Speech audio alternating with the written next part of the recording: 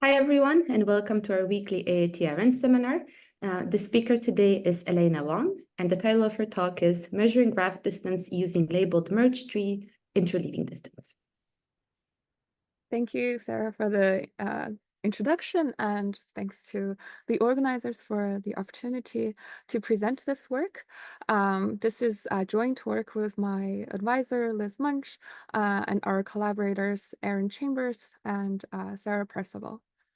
So the motivation of our work is that we wanted to compare embedded graphs. Embedded graphs have been proven to be a powerful representation of real-world data sets. Here I gave some examples. Right? So on the left, we have two reconstructed maps of Berlin from different times, and to compare them, we can quantify how the cities have changed and evolved over the years. And in the second example, we can also use embedded graphs to study green fluorescent protein functions. Right? And then a third one, we know that embedded graphs are a good representation of neurons. And for that, we can study neuromorphology or their functions as well. However, it has been proven to be difficult and computationally expensive. So I'll start for the talk today. I'll start with some background and moving into method as well as analysis. So to formally define embedded graphs, we start with a graph with its vertex set and edge set, together with a continuous function phi that maps the graph to the real space that is homeomorphic onto its image, makes an embedded graph. So just recall the definition of homeomorphism. It's a continuous bijective map whose inverse is also continuous. Right, so what that really means is every vertex is mapped to a point, and edges are mapped to curves in the real space in a way such that the graph structure is maintained. And in this work, we mainly focus on plane graphs. So they're embedded in R2, and every edge crossing has to be a vertex. So here, when these two edges cross, there has to be a vertex here. Whereas if it's a planar graph, bridges is allowed, right? So this, in a planar graph, edge crossings do not have to result in a vertex. Now, we're given two embedded graphs, their vertex sets, their edge sets, as well as their embedding information. We want to compare them. So fundamental question is, well, how similar / different are they? And equally as difficult, what does it even mean for them to be similar? And these are actually very difficult questions to answer. And they're more or less application dependent. It depends on the input data that we care about. So in our study, we first and foremost assume that we have input graphs that are embedded in R2 that are aligned, right? Because data alignment is a very difficult problem in its own right that we won't get into today. And of course, we're not the first to study this graph distance, and there have been many other development. Each have their pros and cons. So what we want to do is to develop one that captures the outline of the graph using topology, and we also want to compute it in practice. So to preface our distance, these are some examples of existing distances, just to show that each distance really captures different aspects of the input data.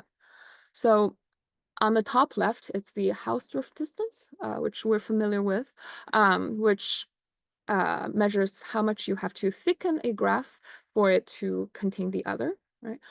And then the Frechet distance, also known as the dog walking distance, right? We basically measure how long does a leash have to be for someone to walk their dog. We can think of examples where the Hausdorff distance between two graphs is quite small, while the Frechet distance is quite large. Right, and then on the right, we have traversal distance and a graph distance, where traversal distance map edge to edge when we're comparing two graphs.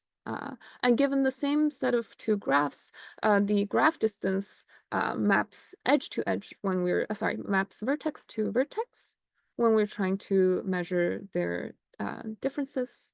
So given the same set of two graphs, the traversal distance is actually quite small in this example, while the graph distance is bigger.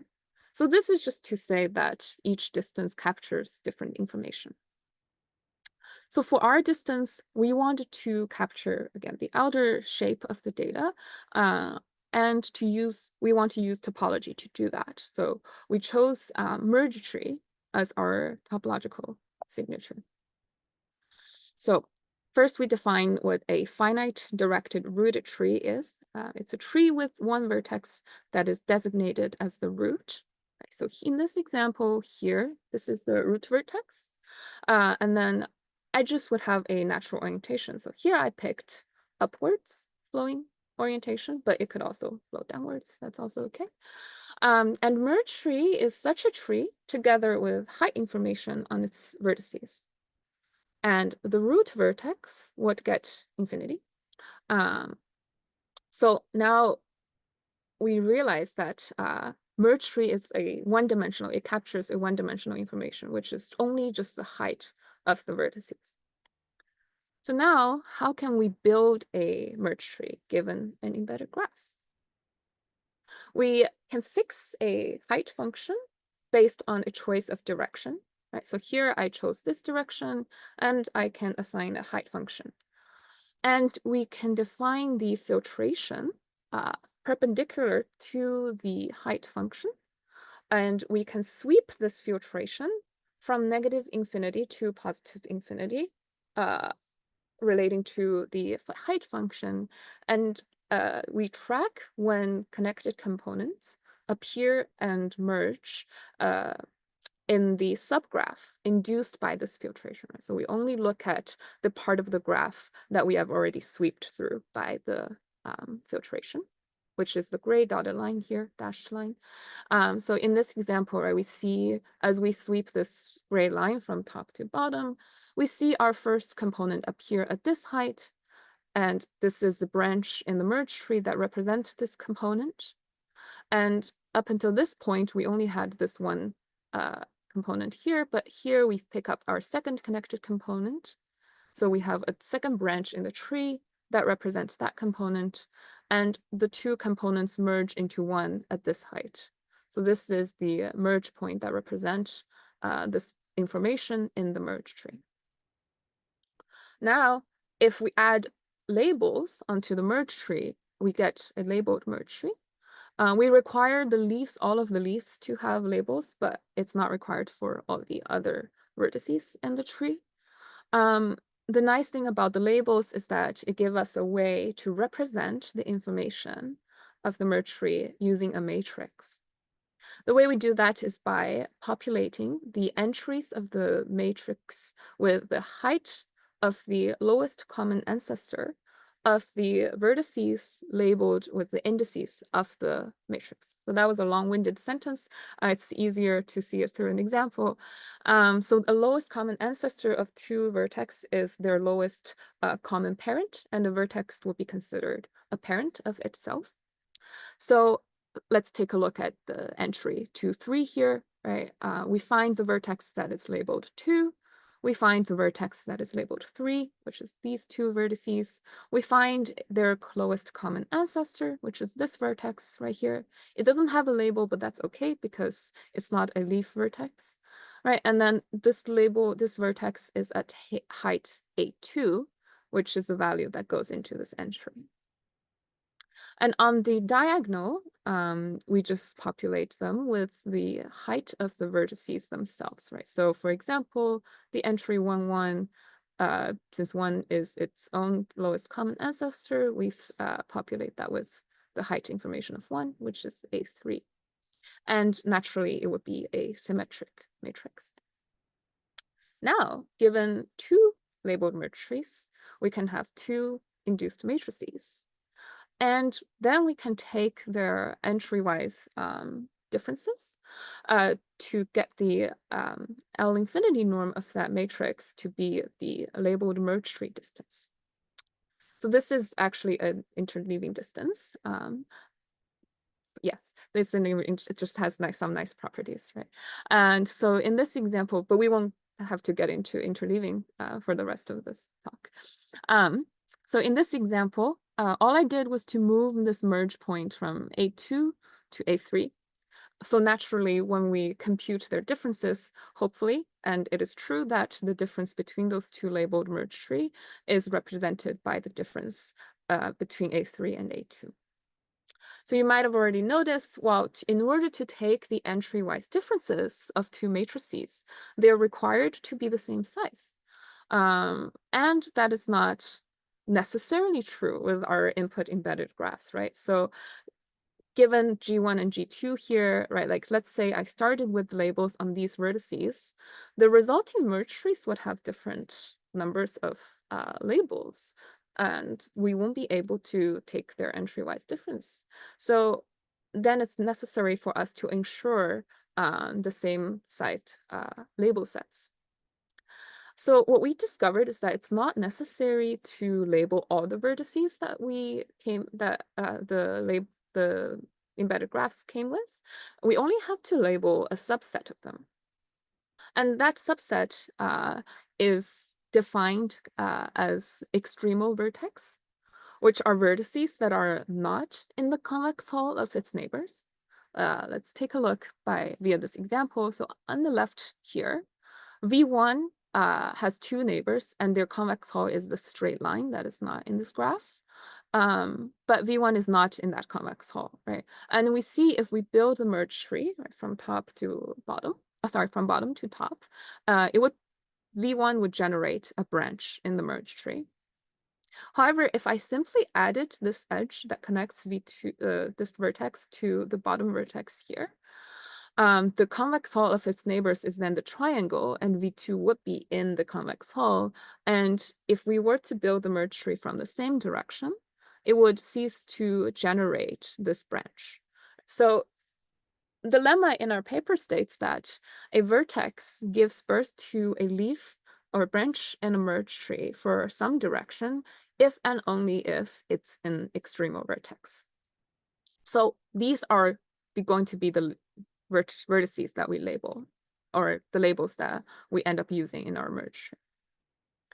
So then we define the labeling scheme, which is to find the closest point on the other graph given a vertex in the first graph. So if we pick G1 and pick this vertex that is labeled 1 in G1, the way we propagate the labels is by finding the closest point on the other graph, which would be somewhere here on G2, and we add this vertex, we add this label onto the resulting labeled merge tree. And we do it for all extremal vertices of both graphs. And that's how we get labeled merge trees, two of them with the same labeling set. Now we're ready to compute their induced matrices, which again, we ensured to be the same size. And as a result, we can compute their labeled merge tree distance by taking the L infinity norm of their difference matrix, right? So up until this point, our pipeline is, we take the embedded graphs, we project the labels, we have to fix the direction to compute the labeled merge trees, and we can compute their labeled merge tree distance. So it's important to fix that direction because we could get different trees from different directions. So given the same graph G, if I were to fix my height function, fix my filtration along the angle of omega-1, I'll get a tree of one branch. So T of omega-1 right here.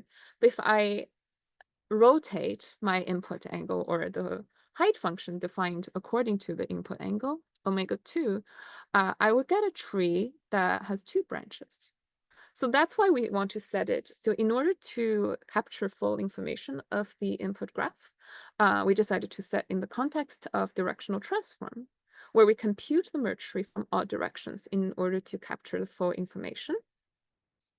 And we can actually do it in a little bit nicer way, in that there is only a subset of angles at which the tree structure changes, right? So we see that the critical angles, which we defined as the normal vectors of the edges, is actually a superset of the angles at which the tree structure or the combinatorial structure of the trees change. So in this example, all the critical angles are marked by the blue arrows. And while the tree structure doesn't necessarily change when they cross the blue arrows, but those are, again, supersets of when they change. And when we pick the midpoints as the key angle of all of these partitions, and when we compute the merge trees at those key angles, that's representative of the combinatorial structure of the merge trees that we would get if we were to compute it from this partition. So now we're ready for the whole pipeline. We start with, again, 2 embedded graphs, right? And then from all directions, from 0 to 2 pi, we can compute their labeled merge tree distance. And the formal definition of the labeled merge tree transform distance between those 2 graphs is the integration of this distance function, distance graph, from 0 to 2 pi. And in the theorem, we proved that this distance function is piecewise continuous, which results to some nice theoretical properties, but also it would benefit us in implementation. So I did mention that we wanted a computable distance, and so we do implement this and compute them in practice. So the steps of the implementation follows very closely with the construction of the distance. We create the labeling scheme by, again, projecting the points of the graphs. We compute the critical angles, which are the union of the critical angles of these 2 graphs. And what we really care about is actually the midpoint of these critical angles that captures the combinatorial information of the merge tree. And we build the merge trees, but then really the information is stored by matrices. And then we compute the piecewise continuous function. And at the end, we integrate and output the final distance. So algorithmically, it's quite straightforward. At least step 1 through 4 is very straightforward, right? We input the embedded graphs, right? And at each midpoint, at each key angle, we compute the lowest common ancestor matrices, and at the end, we get those matrices keyed by those mid angles. However, as for step 5, which is the final output of the distance function, the naive way would be just to sample, right? Let's pick 1,000 angles from 0 to 2 pi, and then we find its closest key angle to output the distance at that angle, and then we can integrate of those sampled distance. All right, this is very naive implementation of it, but I did mention, right, we get a piecewise continuous function, and we can actually take that into account and use it as our advantage when we want to compute the exact distances. So that involves a framework arose from the computational geometry community called the kinetic data structure. It's a framework that is designed to maintain a system of continuously moving objects, which is, again, exactly where the continuity of our distance function comes in. All right, so let's just take a look at this animation of these 5 moving points. And these points can be thought of as the entries of our difference matrix of those induced matrices that we computed. Because our input is from 0 to 2 pi, so the behavior of all of these entries can actually be nicely parametrized by sine and cosine functions.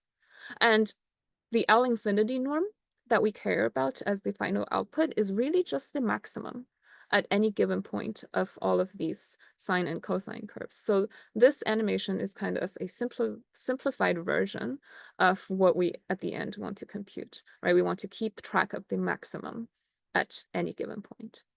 So some of the key components of kinetic data structures are the flight plans, right? So the motions of the objects as functions of time, how they move, right? And then certificates are conditions under which the data structure is accurate. So at any given moment, we want to make sure that the data structure is actually outputting the correct maximum, in our case, that we care about. And the events are when the certificate fails, right? So that in this example, that just means when these crossings happens and when the element that gives the maximum value changes. And what are the updates that we need to make to ensure that this failure is treated correctly? And those updates are stored in a priority queue keyed by event time. So when we want to process to a target time, we can process all of the event queued by times before that target time until the target time is the smallest when compared to the priority queue. So how do we maintain a maximum in a system? In a static setting, the natural choice would be a heap, which is a balanced binary tree. And we have to ensure that the value of the parent is greater or equal to the value of the child in the max heap, or smaller in the case of a min heap. And then the root of the tree has to be either the maximum or the minimum, depends on what we care about. So here is just on the left, it's an example of a max heap, and on the right is an example of a min heap. So the kinetic version of this that follow the criteria of a kinetic data structure is here. So the certificates is the same, right? We have to make sure that every parent and child relationship follows the rule that the value of the parent has to be greater or equal to the child. And the events are when, again, we have elements that have continuously changing values. So the events are when the value of the child now becomes bigger than the parent, what we call priority swaps between parent and child. So here we have to also distinguish between internal events and external events.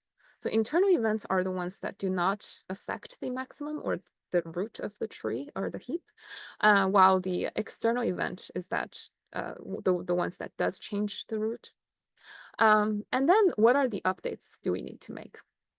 So in this example, on the left is the before event time, right? We have A greater than B. And the event failure will be indicated by B being bigger than A, right? So of course we would have to update this certificate itself. But in addition to that, we also have to update the certificates related to their parent, sibling, and their children. So for one event, we have to update 5 certificates at the most. There also have been improvements made on kinetic heap. One of them is a kinetic hanger, which introduces randomization in the process of building this tree, and it doesn't have to be a balanced tree anymore. It just has a better expected runtime than kinetic heap.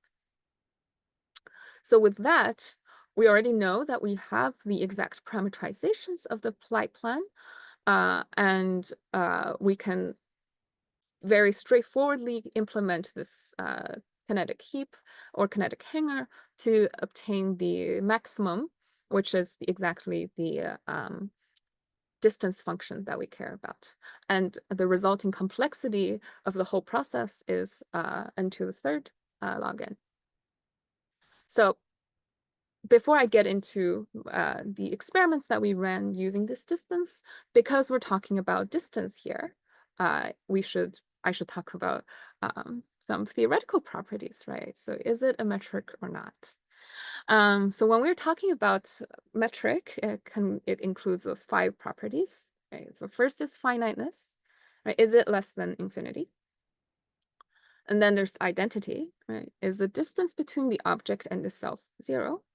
Symmetry is the distance between x and y the same as the distance between y to x. And separability, right? Does the distance being 0 imply the 2 objects that we're comparing are equal to each other? And at the end, we also have a favorite triangle inequality.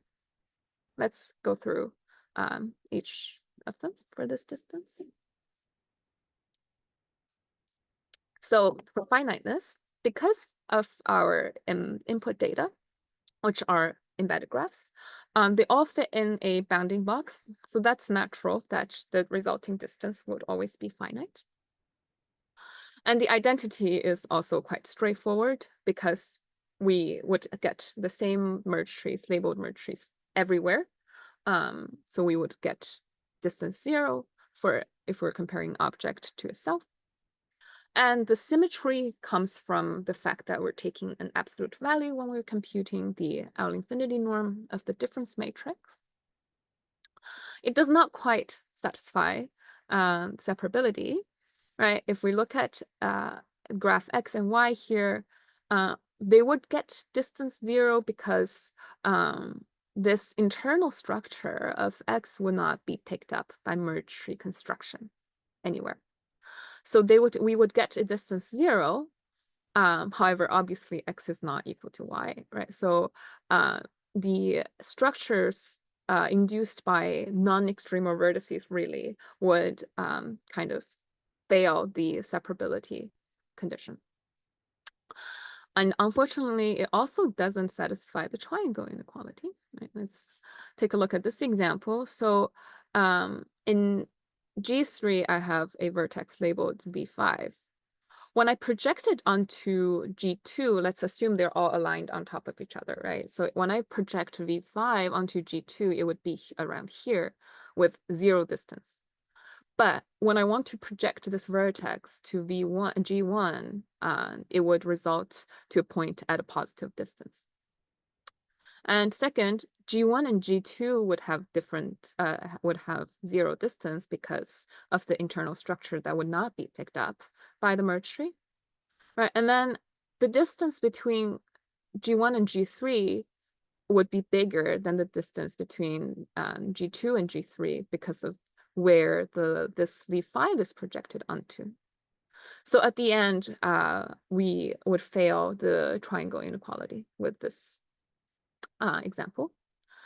Okay, so it's not the nicest when it comes to theoretical properties. Why should you believe me that this distance actually does something? So we tested on real data sets. The first one is this data sets of passive flora leaves.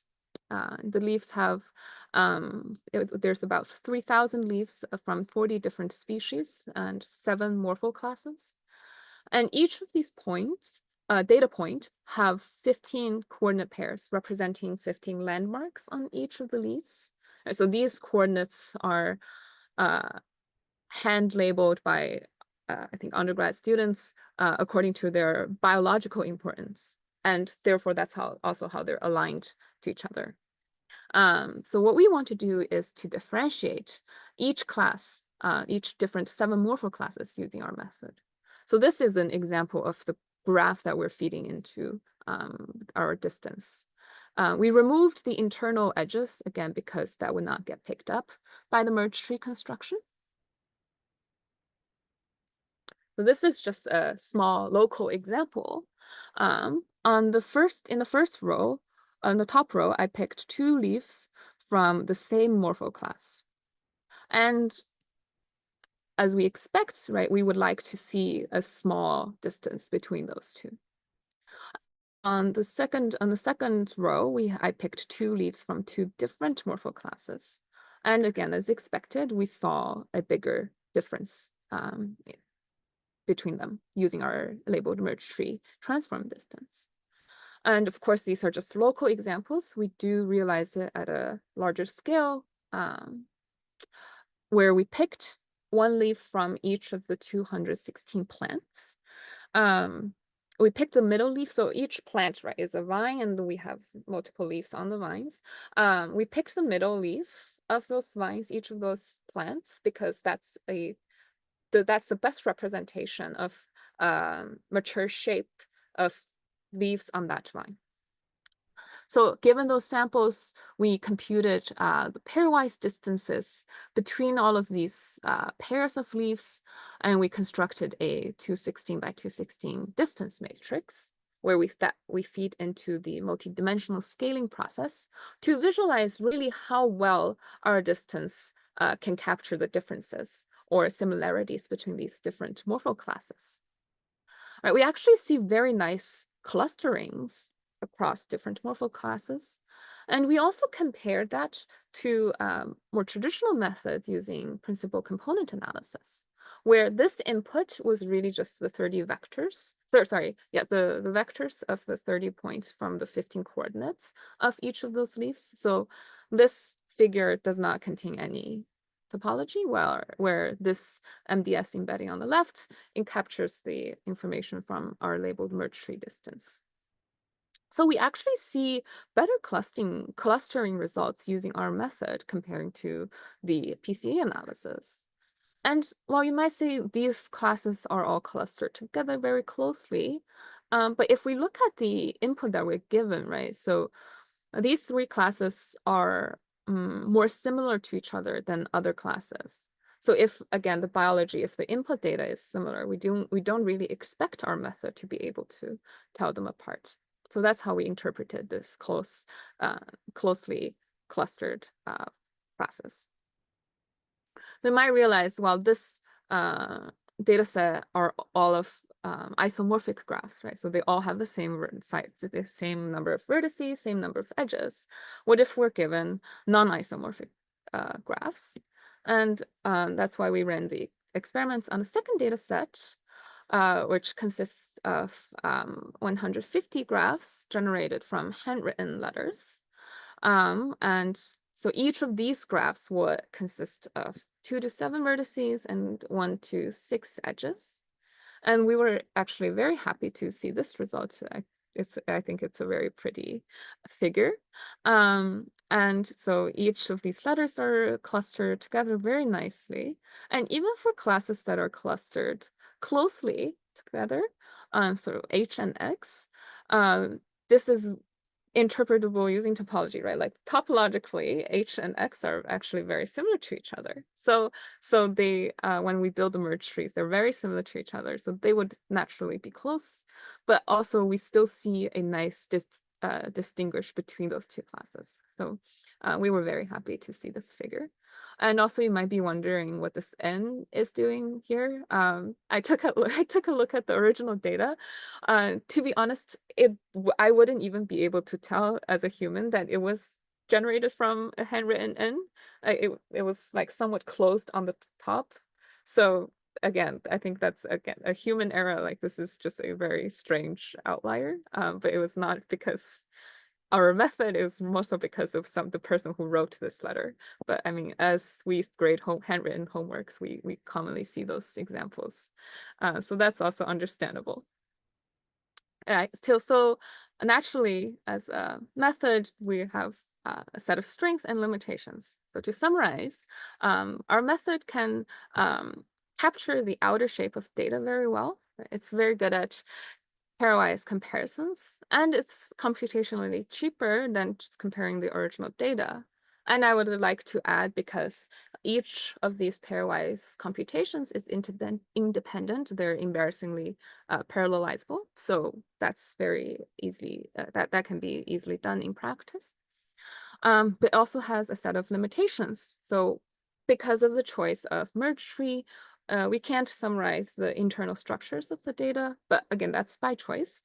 The alignment of the data is very important, right? So in this example, I perturbated this vertex of G2 just slightly, and it would result in labels that are much further apart than the distance that I perturbed it.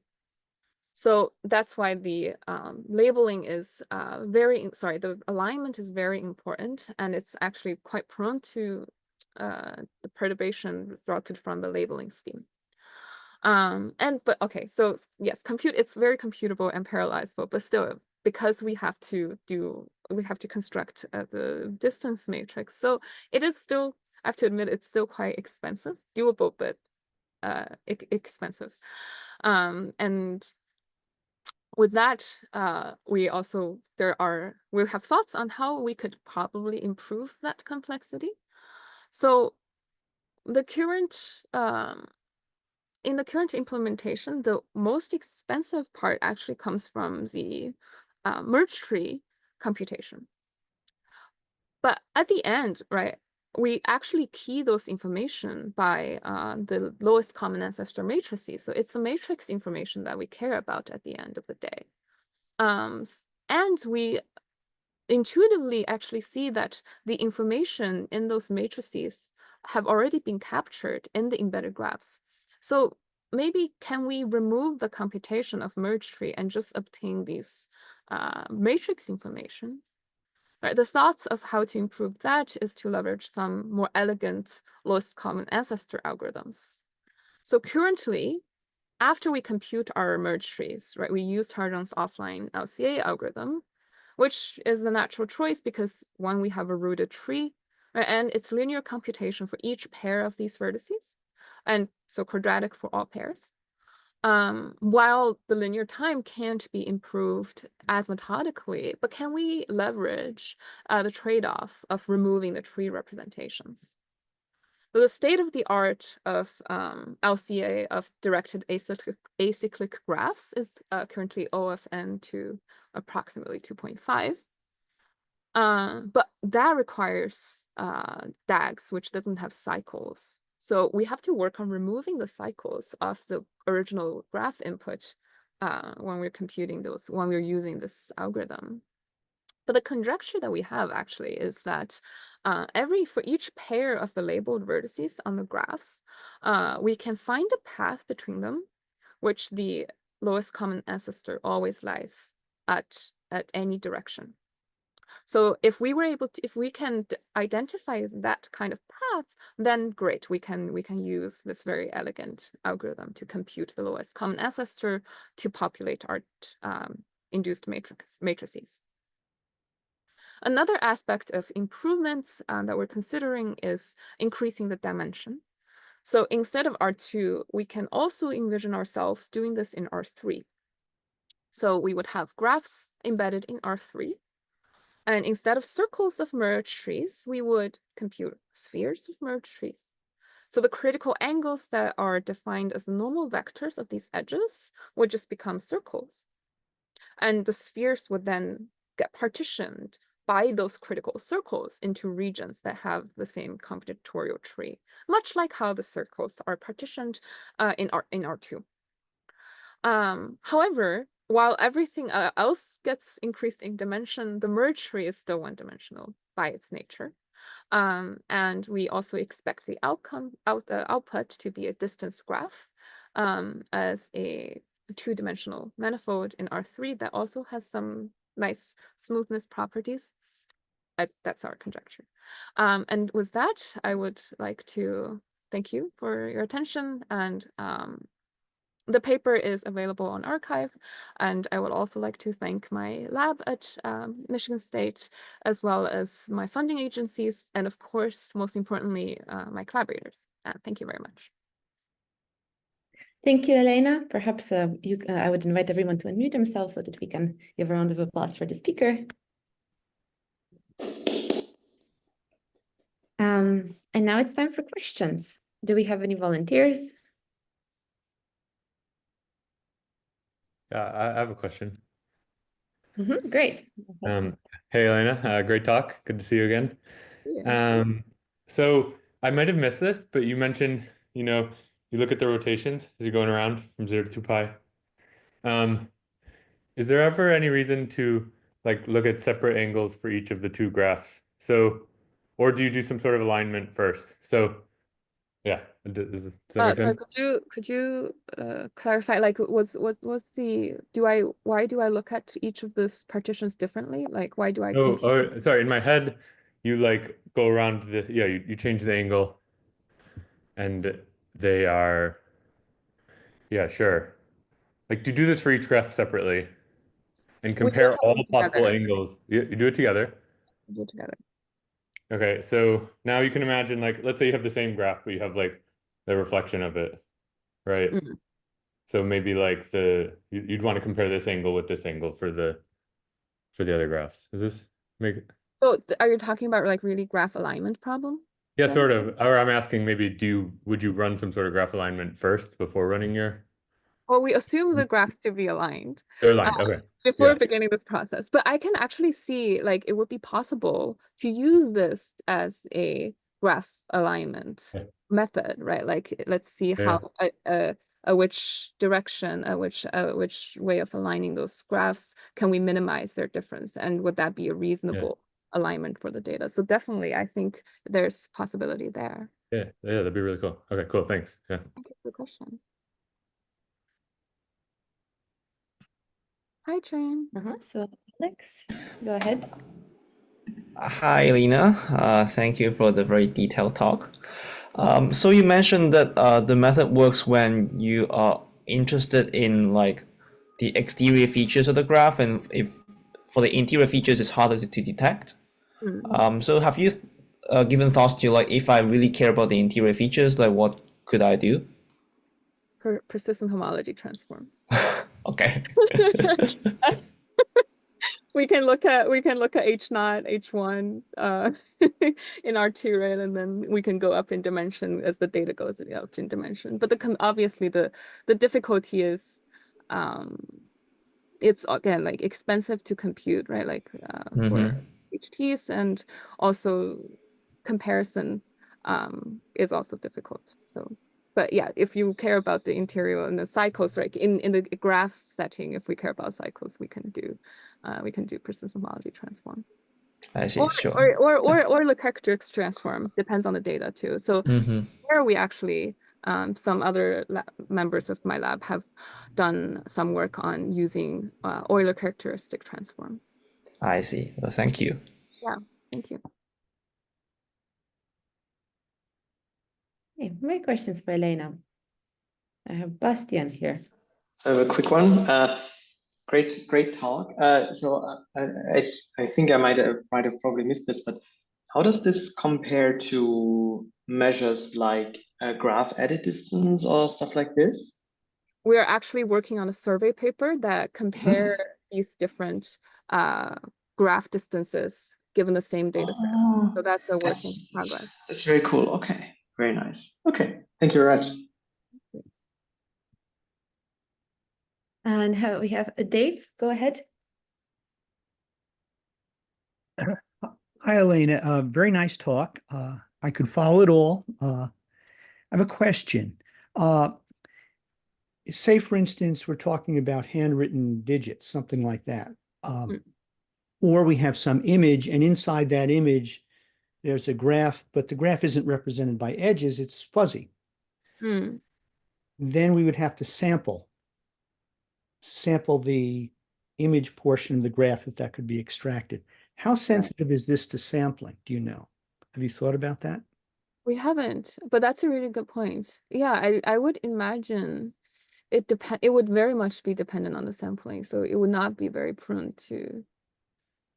Yeah, because even like again, like the example I gave at the end, even with the small perturbation, this labeling scheme could change quite a lot. So given that, I would suspect with different samplings that it would not be very prone to perturbations. But that's not, we haven't run any experiments on that, but that would be very interesting to see. If you were looking at the shape, if you knew the sampled region, where you're sampling from, you can pick points, a sampling which spreads the points throughout. But then you might miss the interior. It seems like you're not so concerned about the interior structure of the graph anyway. Right. Okay. Yeah. Good. Thank you. Thank you.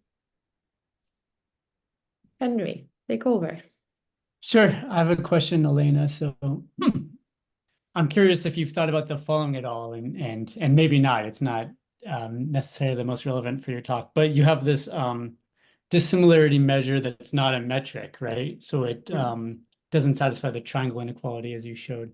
So I'm curious if there are ways to turn such dissimilarity measures into metrics. Like maybe if the set is finite, you could just sort of you define a new distance, which is sort of the infomum of all like paths through other points. I mean, here you have an infinite number of graphs, so I don't know if that might just give I don't know if that would give that the distance is 0 between any two graphs or not. So have you thought about any of these things at all? Yeah, actually, we thought about like taking the like different ways of like labeling, and then again, like you said, taking the infimum of all of it.